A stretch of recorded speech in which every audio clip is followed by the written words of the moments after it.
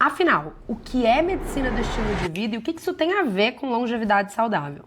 Olá, eu sou Ana Eduarda, sou médica clínica, geriatra pela USP, especialista em envelhecimento saudável também pela USP, tenho formação em medicina do estilo de vida pela Harvard Medical School e hoje, além de atender centenas de pessoas dos mais diferentes locais do Brasil e do mundo que desejam um envelhecimento saudável através da medicina do estilo de vida, também tenho uma empresa de educação, que é o Grupo Santé, que forma outros profissionais para fazerem isso. E hoje eu quero trazer o que é de verdade essa medicina do estilo de vida, que muita gente não sabe o que é, para que serve, como você pode introduzir na tua vida se você quiser envelhecer melhor ou na tua prática clínica se você quiser ser um profissional diferenciado e o que isso tem a ver com a longevidade. Primeiro eu quero trazer aqui uma contextualização do porquê que é importante a gente falar sobre isso em dois princípios. Primeiro, a maioria das doenças crônicas, que são as doenças que mais matam e incapacitam hoje em dia, como diabetes, infarto, AVC, câncer, demência, elas são preveníveis. Se a gente for falar em porcentagem, não é uma porcentagem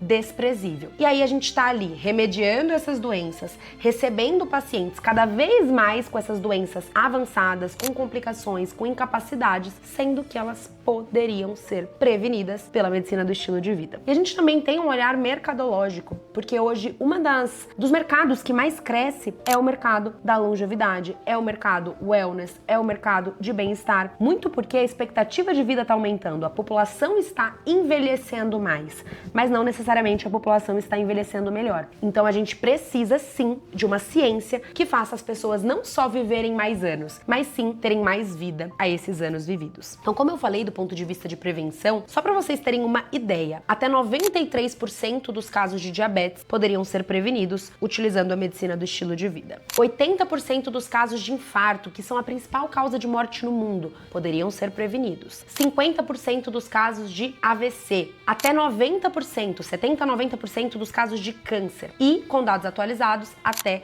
60% dos casos de demência. Uma coisa que sempre me incomodou como médica foi ver este paciente chegar já com a doença crônica, já com a doença avançada, já precisando de remédios, já com incapacidades e me perguntando como teria sido se esse paciente chegasse antes no meu consultório, se ele chegasse ali 10, 20 anos antes, não para tratar essas doenças, mas para falar sobre saúde, para orientar justamente os pilares que fariam isso ser diferente. Então vamos começar falando dessa ciência que consegue mudar esse desfecho, que é a medicina do estilo de vida. Então a gente vai trazer aqui conceitos, pilares e bases biológicas que linkam com a ciência da longevidade. Então o que acontece? Medicina do estilo de vida, para que vocês entendam, não é uma dica. Medicina do estilo de vida é um campo clínico baseado em evidência. Então nós temos sim estudos robustos, protocolos validados, inclusive ao redor do mundo, para aplicar a medicina do estilo de vida e gerar desfecho. E as intervenções, elas são estruturadas nas mudanças de hábitos, atingindo 6 pilares que a gente vai conversar. E além de ser uma ciência que utiliza a mudança de hábito, ela tem um objetivo mensurável, que pode ser prevenir, tratar e até reverter as principais doenças crônicas. Quando a gente fala de uma pessoa que ainda não tem a doença, a gente está com o objetivo de prevenção, que é o melhor dos mundos. Quando a gente já tem a doença crônica, por exemplo, hipertensão, já teve um AVC, já tem diabetes, a gente usa a medicina do estilo de vida não só para prevenir outras complicações e o agravo da doença, mas também para tratar. A medicina do estilo de vida está nos principais guidelines de tratamento das doenças crônicas. E também temos a reversão. Então a gente tem muitos protocolos ao redor do mundo que utilizam programas de medicina do estilo de vida, programas intensivos em medicina do estilo de vida para reversão de doença aterosclerótica, que são as placas no coração, ou seja, aquele paciente que já tem indicação de um cateterismo, por exemplo, ele pode fazer um programa intensivo de mudança de estilo de vida e diminuir, reverter aquela doença das coronárias. E aí a gente fala de um programa muito mais intensivo. E aí, o que a gente precisa diferenciar aqui, que às vezes existe muita confusão. MEV, medicina do estilo de vida, não é uma medicina alternativa. Ela está dentro da medicina tradicional. Como eu disse, tem protocolos muito claros, baseados em evidência clínica robusta. Ela não é coaching e orientação sem base científica. Coaching em saúde é uma das técnicas que a gente utiliza para mudar comportamento a partir da medicina do estilo de vida, mas, de novo, sempre com base científica. E ela não exclui os outros tratamentos, por exemplo, medicamentosos. Ela integra e potencializa. É claro que em alguns casos a gente não precisa do remédio e só com a medicina do estilo de vida a gente consegue prevenir, tratar e reverter doenças crônicas. Mas em alguns casos a gente vai precisar sim da terapia medicamentosa e a medicina do estilo de vida não entra como algo excludente, mas sim como algo potencializador, tá? E aí, é muito importante entender também que ela não é uma especialidade médica reconhecida pelo CFM no Brasil. Porque muitas pessoas falam, tem um RQE, tem um registro de especialista. No Brasil, ela ainda não é reconhecida como uma especialidade médica, mas ela é uma área de atuação e que não é de especialidade X, Y ou Z. Toda especialidade que quer gerar de verdade transformação na vida do seu paciente utiliza a medicina do estilo de vida. Então, hoje na nossa empresa de educação, nós temos alunos cardiologistas, ginecologistas, geriatras, clínicos gerais, médicos de família, endocrinologistas, nutrologistas, ou seja, diferentes especialidades que vêm na medicina do estilo de vida como uma área de atuação que potencializa os resultados. Afinal, todas as doenças crônicas têm no seu guideline de tratamento esses pilares. E quais são esses pilares que fundamentam a medicina do estilo de vida? Toda vez que a gente fala dos pilares da MEV, a gente aborda 6 pilares clássicos: nutrição, movimento, sono, gestão emocional, conexão e controle de tóxicos. Quando a gente fala de nutrição, existem várias dietas já comprovadas, vários modelos alimentares comprovados na MEV, que aí a gente pode trazer um vídeo só disso depois, dentro de cada pilar da medicina do estilo de vida, para aprofundar a base de vocês, mas a gente está falando aqui de alimentação. Dentro do movimento, a gente traz o combate ao comportamento sedentário e os diferentes tipos e modalidades de exercício físico, que também dá uma aula à parte. Dentro do sono, ritmo circadiano, a gente tem estratégias para melhorar a qualidade do sono e, portanto, todo o metabolismo e saúde do paciente. Temos também o gerenciamento de estresse, que é um pilar extremamente importante. Aqui a gente utiliza diferentes técnicas, inclusive técnicas de respiração, de mindfulness, para regular o sistema nervoso, que é um dos sistemas centrais para a longevidade.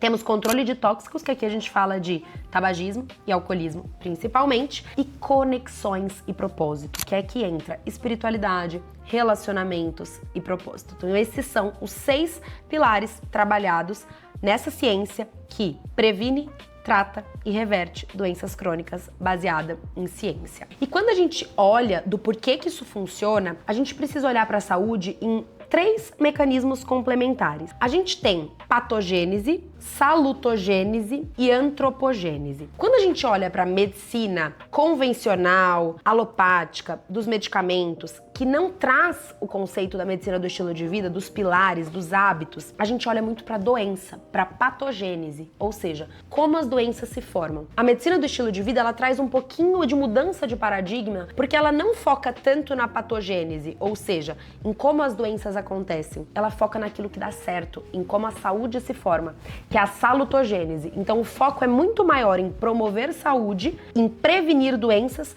do que em tratar a doença em si. E a gente entende também no conceito de antropogênese que existem vários fatores interferindo no conceito de saúde, fatores socioeconômicos, sociais, por exemplo. E o que a medicina do estilo de vida tem a ver com a ciência da longevidade? Lembra que eu falei no início do vídeo que longevidade é algo que está em alta, é um mercado que cresce porque as pessoas estão vivendo mais, mas não estão vivendo melhor? O que acontece? A gente fala que a genética é o revólver e quem puxa o gatilho é o estilo de vida. E o estilo de vida, ele age na genética a partir da epigenética. O que é isso? Nós temos a genética, a nossa predisposição a ter determinada doença, a ter determinado desfecho, e aí o estilo de vida, ele ativa ou não esse gene para que a doença desenvolva. Então, uma pessoa da mesma família que tem um gene para predisposição de desenvolvimento de diabetes mellitus tipo 2, ele pode desenvolver ou não a doença a partir do estilo de vida dele, e é esse estilo de vida que vai atuar despertando ou não esse poder da genética. Isso é epigenética. Então nós temos muito mais controle do que nós imaginamos. Nós não somos vítimas do destino, vítimas da genética. Lembra quando eu falo lá no início do vídeo que a gente poderia prevenir até 60% das demências, até 80% dos infartos? É justamente nesse princípio da epigenética.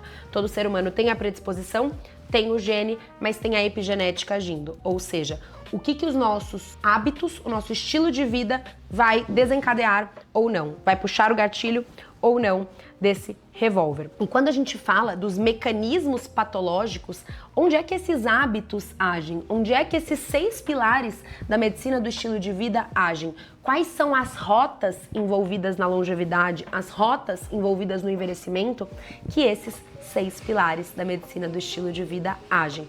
Então, eles agem diretamente na inflamação crônica. Toda vez que nós temos um estilo de vida disfuncional, pobres pilares do estilo de vida, a gente vai ter um aumento da inflamação crônica de baixo grau, que é um processo que aumenta a patogênese, o desenvolvimento de diversas doenças. Doenças cardíacas, doenças neurodegenerativas, diabetes, obesidade. Então, hábitos de vida ruins, alimentação rica em ultraprocessados, sedentarismo, tabagismo, aumentam essa via, essa rota relacionada ao envelhecimento não saudável, que é a inflamação crônica de baixo grau. Qual outra rota que é ativada com hábitos de vida ruim?